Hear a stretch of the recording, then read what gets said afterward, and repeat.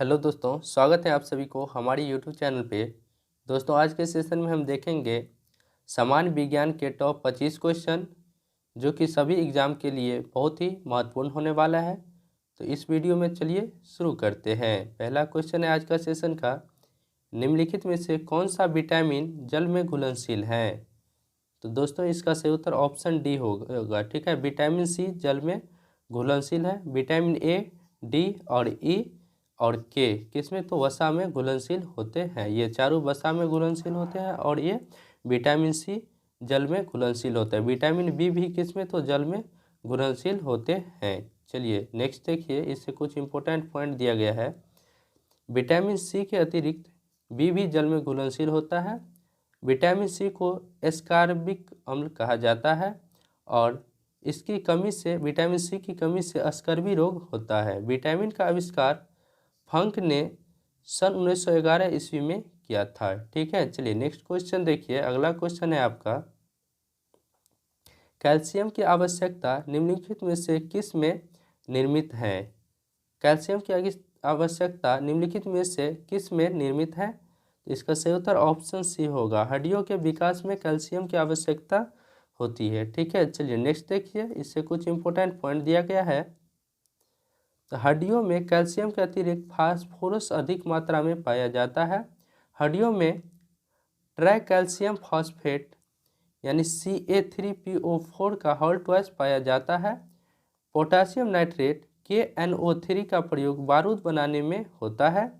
Sodium hydroxide NaOH का प्रयोग अपमार्जक का चूर्ण बनाने में किया जाता है। ठीक है, चलिए नेक्स्ट देखिए। अगला क्वेश्चन है आपका, कार्बन क्रेडिट समतुल्य है, मतलब कार्बन क्रेडिट किसके बराबर होता है? तो 3 का सही उत्तर होगा option C, 1000 kilogram carbon dioxide यानी CO2 के बराबर होता है कार्बन क्रेडिट समतुल्य। ठीक है, चलिए नेक्स्ट देखिए। अगला क्वेश्चन है आपका, निम्नलिखित में से कौन सा तत्व सोलर सेल में उपयोग किया जाता है? तो दोस्तों, इसका सही उत्तर होगा ऑप्शन ए। ठीक है, सिलिकॉन का उपयोग सोलर सेल में होता है। ऑप्शन ए बिल्कुल सही उत्तर होगा। चलिए नेक्स्ट देखिए, इससे कुछ इंपॉर्टेंट पॉइंट दिया गया है।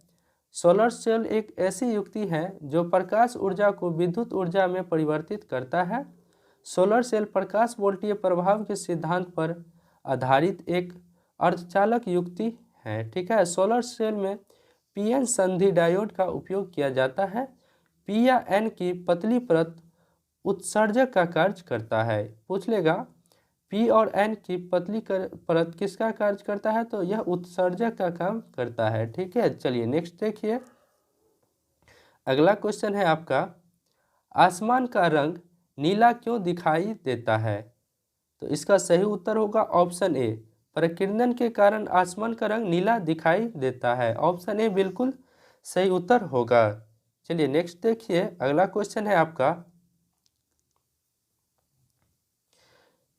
इलेक्ट्रिक बल्ब के फिलामेंट बना होता है। तो इलेक्ट्रिक बल्ब का में फिलामेंट टंगस्टन का बना होता है। ऑप्शन ए बिल्कुल सही उत्तर होगा। चलिए नेक्स्ट देखिए, इससे कुछ इंपॉर्टेंट पॉइंट दिया गया है। टंगस्टन निकेल और कॉपर का मिश्रण है। टंगस्टन किसका मिश्रण है? तो निकेल और कॉपर का मिश्रण है। टंगस्टन का गलनांक लगभग 3422 डिग्री सेल्सियस के आसपास होता है। ठीक है, इलेक्ट्रिक बल्ब के फिलामेंट को चमकने के लिए 2700 डिग्री सेल्सियस तापमान की ज़रूरत होती है। नाइक्रोम 80% निकेल और 20% क्रोमियम से बना होता है। ठीक है, नाइक्रोम मिश्र धातु का उपयोग हीटिंग एलिमेंट में किया जाता है। ठीक है, नाइक्रोम मिश्र धातु का उपयोग किसमें? तो हीटिंग एलिमेंट में किया जाता है, जैसे आयरन सब में। ठीक है, चलिए नेक्स्ट देखिए। अगला क्वेश्चन है आपका, अम्ल वर्षा किनके द्वारा होने वाले पर्यावरण प्रदूषण के कारण है?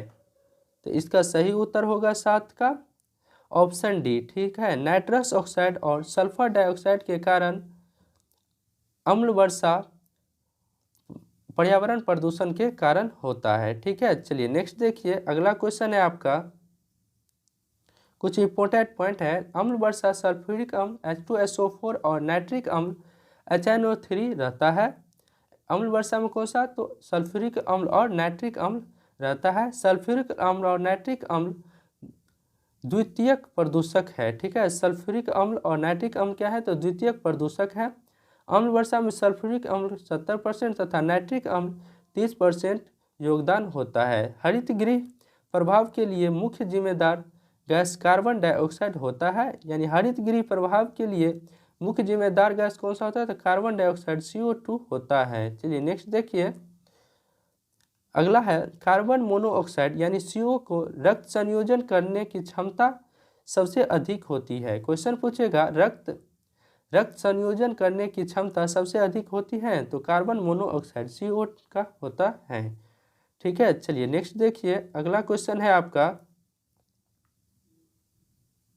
निम्नलिखित में से किस जैविक खाद के रूप में निम्नलिखित में से किसे जैविक खाद के रूप में प्रयुक्त किया जाता है, तो इसका सही उत्तर ऑप्शन बी होगा। एजोला को जैविक खाद के रूप में प्रयुक्त किया जाता है, ऑप्शन बी बिल्कुल सही उत्तर होगा। चलिए नेक्स्ट देखिए, इससे कुछ इंपॉर्टेंट पॉइंट दिया गया है। तो जैविक खाद के प्रमुख प्रकार निम्न है, ठीक है। गोबर के खाद जो जैविक खाद कहा जाता है, कंपोस्ट को जैविक खाद कहा जाता है, वर्मी कंपोस्ट हरित खाद और जैविक खाद। एजोला से बायोडीजल भी तैयार की जाती है। क्वेश्चन पूछेगा बायोडीजल तैयार की जाती है, तो ऑप्शन में रहेगा एजोला, ठीक है। एजोला से बायोडीजल तैयार किया जाता है। चलिए नेक्स्ट देखिए, अगला क्वेश्चन है आपका,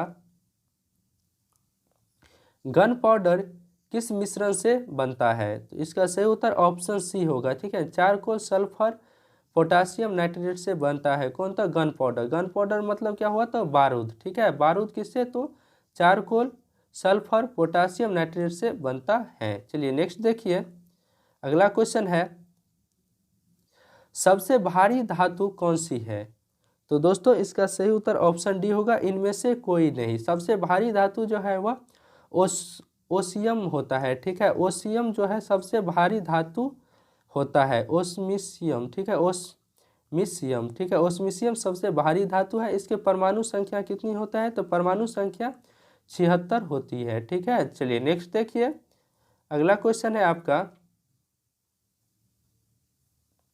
हाल ही में आर्सेनिक औषधि का उपयोग किसके उपचार के लिए मुख्यतः किया गया, तो ठीक है, किसके उपचार के लिए आर्सेनिक औषधि का उपचार किया गया, तो इसका सही उत्तर ऑप्शन सी होगा। कैंसर के रोग के उपचार के लिए आर्सेनिक औषधि का उपयोग किया गया, ऑप्शन सी बिल्कुल सही उत्तर होगा। चलिए नेक्स्ट क्वेश्चन देखिए, अगला क्वेश्चन है, लोहा का शुद्ध रूप क्या है, तो दोस्तों लोहा का शुद्ध रूप पिटवा लोहा होता है, ठीक है। ऑप्शन बी बिल्कुल सही उत्तर होगा। चलिए नेक्स्ट देखिए, इससे कुछ इंपॉर्टेंट पॉइंट दिया गया है। तो लोहा के अयस्क, ठीक है, लोहा के अयस्क के बारे में देखते हैं। तो लोहा के अयस्क होता है मैग्नेटाइट, हेमेटाइट और लिमोनाइट, ठीक है। मैग्नेटाइट का फॉर्मूला होता है Fe3O4, यह सबसे उत्तम कोटि का अयस्क है। इसमें लोहा की मात्रा 70% तक होती है, किसमें, तो मैग्नेटाइट में। हेमेटाइट में लोहा की मात्रा 60 से 70% तक होती है। और लिमोनाइट इसका रंग पीला या भूरा होता है, किसका, लिमोनाइट का रंग पीला या भूरा होता है। इसमें लोहा का 40 से 60% तक होता है, ठीक है। चलिए नेक्स्ट क्वेश्चन देखिए, अगला क्वेश्चन है आपका, साबुन किसका सोडियम साल्ट है, तो दोस्तों इसका सही उत्तर होगा ऑप्शन सी, सिट्रिक यानी सिट्रिक अम्ल का क्या होता है, साबुन किसका सोडियम साल्ट है, तो सिट्रिक अम्ल का सोडियम साल्ट क्या होता है, तो साबुन होता है। चलिए नेक्स्ट देखिए, इससे कुछ इंपॉर्टेंट पॉइंट दिया गया है। साबुन सोडियम या पोटासियम लवण का वसीय अम्लों का मिश्रण होता है जो पानी में शोधन की क्रिया करता है, ठीक है।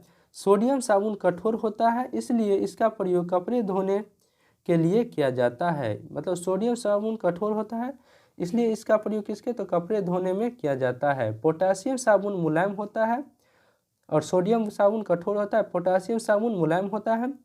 कार्बोलिक साबुन का उपयोग त्वचा संबंधी रोगों के इलाज व कीटाणुनाशक के रूप में किया जाता है, किसका, था कार्बोलिक साबुन का उपयोग किया जाता है, ठीक है। सबसे कठोर जल के साथ झाग नहीं देता है। साबुन कठोर जल के साथ क्या देता है, तो झाग नहीं देता है। चलिए नेक्स्ट देखिए, अगला क्वेश्चन है आपका, निम्न प्रदूषकों में कौन जैव विघटित है।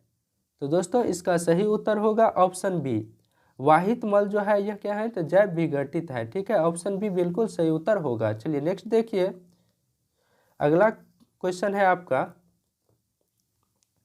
रक्त यानी ब्लड का रंग किसके कारण लाल होता है। तो यह हेमोग्लोबिन के कारण लाल होता है। ठीक है, ऑप्शन बी बिल्कुल सही उत्तर होगा। चलिए नेक्स्ट देखिए, इससे कुछ अगला क्वेश्चन है आपका, पित्तल एक मिश्र धातु है जिसके अवयव है। तो पित्तल जो है यह तांबा और जस्ता के मिश्र धातु होता है। ठीक है, ऑप्शन ए बिल्कुल सही उत्तर होगा। पित्तल किसका मिश्र धातु है, तो तांबा और जस्ता का मिश्र धातु होता है। चलिए नेक्स्ट देखिए, अगला क्वेश्चन है आपका, इनमें से कौन सी गैस है जो इनर्ट गैस नहीं है। तो दोस्तों inert gas, freon gas inert gas नहीं है। ठीक है, ऑप्शन सी बिल्कुल सही उत्तर होगा। चलिए नेक्स्ट देखिए, इससे कुछ इंपॉर्टेंट पॉइंट दिया गया है। तो हीलियम गैस यानी उत्कृष्ट गैस का उपनाम दिया गया है। ठीक है, हीलियम गैस का उपनाम सोलर गैस है, और नियॉन गैस का मॉडर्न गैस है, और के आर से का मतलब क्या होता है, क्रिप्टन, क्रिप्टन गैस, क्रिप्टन का उपनाम हिडन गैस है, और आर एन क्या होता है, तो रेडॉन, रेडॉन का उपनाम क्या होता है, न्यूटन होता है, और ए आर मतलब आर्गन का उपनाम क्या होता है, लेजी गैस होता है। ठीक है, आर्गन को लेजी गैस कहा जाता है। चलिए नेक्स्ट देखिए, अगला क्वेश्चन है आपका, क्लोरोफिल एवं हेमोग्लोबिन में क्रमशः युक्त होते हैं, मतलब कौन से होते हैं निम्न में से। ठीक है, तो क्लोरोफिल और हेमोग्लोबिन में मैग्नीशियम तथा लोहा होता है। ऑप्शन सी बिल्कुल सही उत्तर होगा, मैग्नीशियम तथा लोहा Fe होता है। ठीक है, चलिए नेक्स्ट क्वेश्चन देखिए, अगला क्वेश्चन है आपका, जो देखिए कुछ इससे इंपॉर्टेंट पॉइंट दिया गया है, प्रकाश संश्लेषण की प्रकाशिक अभिक्रिया क्लोरोफिल के ग्रेना में होता है, यानी प्रकाश संश्लेषण की प्रकाशिक अभिक्रिया क्लोरोफिल के ग्रेना भाग में होता है। प्रकाश संश्लेषण में डार्क रिएक्शन क्लोरोप्लास्ट में पाए जाने वाले स्ट्रोमा में संपन्न होते हैं। ठीक है, डार्क रिएक्शन क्लोरोप्लास्ट में क्या होता है, तो स्ट्रोमा में संपन्न होते हैं। हेमोग्लोबिन ग्लोबिन प्रोटीन एवं Fe+2 प्रोफाइलिन कॉम्प्लेक्स का बना होता है। हेमोग्लोबिन ग्लोबिन प्रोटीन एवं Fe+2 प्रोफाइलिन कॉम्प्लेक्स का बना होता है। मानव के 100 ml रक्त में 15 mg यानी मिलीग्राम हेमोग्लोबिन पाया जाता है। ठीक है, चलिए नेक्स्ट देखिए, अगला क्वेश्चन है आपका, अंतर्राष्ट्रीय इकाई पद्धति के अनुसार रेडियो एक्टिविटी की इकाई क्या है। तो रेडियो एक्टिविटी की इकाई क्या है, तो बैक्यूरेल है। ऑप्शन ए बिल्कुल सही उत्तर होगा, रेडियो एक्टिविटी की इकाई बैक्यूरेल है। ठीक है, चलिए नेक्स्ट देखिए, इससे कुछ इंपॉर्टेंट पॉइंट है। तो चुंबकीय फ्लक्स का ऐसा मात्रक क्या होता है, तो वेबर होता है, और विद्युत प्रेरण का हेनरी होता है। रेडियो सक्रियता का ऐसा मात्रक क्या होता है, तो बैक्यूरल होता है, और विद्युत धारिता का फैराड होता है। विद्युत धारिता का ऐसा मात्रक क्या होता है, तो फैराड होता है, और प्रतिदीप्ति घनत्व का ऐसा मात्रक फ्लक्स होता है। इसे भी आप लोग याद कर लेंगे। ठीक है, बहुत ही इंपॉर्टेंट है। चलिए नेक्स्ट देखिए, अगला क्वेश्चन है आपका, वनस्पति तेल से वनस्पति घी बनाने हेतु किस गैस का उपयोग किया जाता है। तो इसका सही उत्तर होगा ऑप्शन ए, हाइड्रोजन गैस का उपयोग किया जाता है वनस्पति तेल से वनस्पति घी बनाने के लिए। ठीक है, हाइड्रोजन गैस का उपयोग किया जाता है। चलिए नेक्स्ट देखिए, अगला क्वेश्चन है आपका, कोयला पेय में कौन सी औषधि पाई जाती है। तो इसका सही उत्तर होगा ऑप्शन डी, कैफीन। ठीक है, कोयला पेय में कैफीन औषधि पाई जाती है। ऑप्शन डी बिल्कुल सही उत्तर होगा। चलिए नेक्स्ट देखिए, अगला क्वेश्चन है आपका, भूख लगने पर कोई व्यक्ति सर्वप्रथम उपयोग करता है भूख लगने पर कोई व्यक्ति सर्वप्रथम किसका उपयोग करता है। तो इसका सही उत्तर होगा ऑप्शन ए, ग्लाइकोजन के। ठीक है, ग्लाइकोजन का उपयोग सर्वप्रथम करता है भूख लगने पर कोई व्यक्ति। ठीक है, ऑप्शन ए बिल्कुल सही उत्तर होगा। चलिए नेक्स्ट देखिए, इससे कुछ इंपॉर्टेंट पॉइंट दिया गया है। ग्लाइकोजन ग्लूकोज का एक मल्टी बॉडी पॉलीसेकेराइड है, ठीक है। ग्लाइकोजन क्या है, तो ग्लूकोज का एक मल्टी बॉडी पॉलीसेकेराइड है। यह जानवरों, कवकों और माइक्रो और बैक्टीरिया में ऊर्जा भंडारण के रूप में कार्य करता है, ठीक है। ग्लाइकोजन जानवरों, कवकों और बैक्टीरिया में ऊर्जा भंडारण के रूप में कार्य करता है। पॉलीसेकेराइड संरचना शरीर में ग्लूकोज के मुख्य भंडारण रूप का प्रतिनिधित्व करती है। मनुष्य में ग्लाइकोजन मुख्य रूप से यकृत और कंकाल मांसपेशियों की कोशिकाओं में बनाया जाता है और संग्रहित किया जाता है, ठीक है। चलिए नेक्स्ट देखिए, अगला क्वेश्चन है आपका, कौन एक प्रोटीन नहीं है, तो इसका सही उत्तर ऑप्शन डी होगा, लिम्फोसाइट एक प्रोटीन नहीं है। ऑप्शन डी बिल्कुल सही उत्तर होगा, ठीक है, लिम्फोसाइट प्रोटीन नहीं है। चलिए नेक्स्ट देखिए, अगला क्वेश्चन है आपका, कुछ इंपॉर्टेंट पॉइंट इससे दिया गया है। तो लसिका में पाई जाने वाली कणिकाएं कौन सा है, तो लिम्फोसाइट्स होता है। लिम्फोसाइट्स वास्तव में श्वेत रुधिर कणिकाएं यानी WBC होती है, ठीक है। लिम्फोसाइट कहा तो वास्तव में श्वेत रुधिर कणिकाएं होती है। लसिका ऊतक से हृदय की ओर केवल एक ही दिशा में बहता है। लसिका ऊतक हृदय की ओर केवल एक ही दिशा में बहता है। लिम्फोसाइट हानिकारक जीवाणुओं का भक्षण करके रोगों की रोकथाम में सहायक होता है। कौन, तो लिम्फोसाइट, ठीक है। मनुष्य के शरीर के छानने का कार्य लिम्फोनोड करता है। मनुष्य के शरीर के छानने का कार्य कौन करता है, तो लिम्फोनोड करता है। और सभी प्रोटीन में नाइट्रोजन पाया जाता है। नाइट्रोजन किसमें, तो सभी प्रोटीन में क्या पाया जाता है, तो नाइट्रोजन पाया जाता है, ठीक है। चलिए नेक्स्ट देखिए, अगला क्वेश्चन है आपका, किसकी पोषण विधि होलोफाइटिक है, तो इसका सही उत्तर होगा ऑप्शन सी, यूग्लिना की पोषण विधि होलोफाइटिक है। किसकी, तो यूग्लिना की पोषण विधि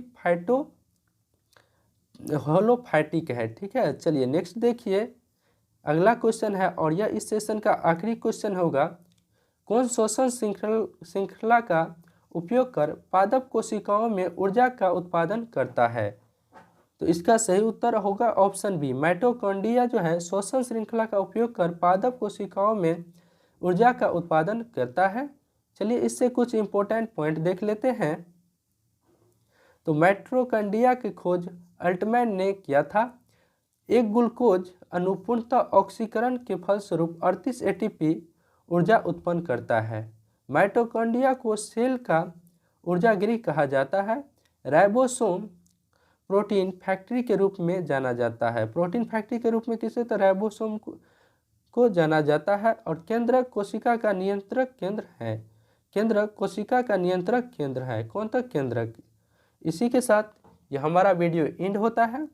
और यह आज के सेशन आप लोगों को कैसा लगा कमेंट सेक्शन में ज़रूर बताइएगा। और इसी तरह का वीडियो देखने के लिए हमारे चैनल को सब्सक्राइब जरूर कीजिएगा। Thanks for watching.